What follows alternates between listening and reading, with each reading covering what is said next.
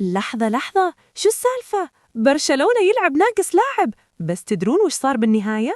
شيء مستحيل تصدقه صار في ملعب لا سيراميكا. تونا بدي دقيقة 12 رافينيا متقدم، بنالتي وهدف، الهدف الأول لبرشلونة والمباراة توها بادية. لكن من هنا القصة تحولت من شيء عادي لشيء مخبول على الآخر.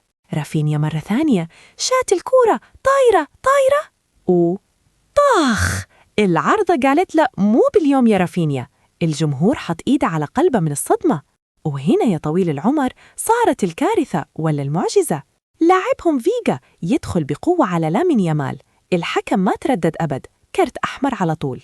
فياريال كملون ب10 لاعبين والمباراة لسه بأولها. تخيل معاي السالفة، فياريال جابوا التعادل، الكورة في الجول والجمهور قام يصارخ، بس لحظة، أوفسايد، الهدف اللغة.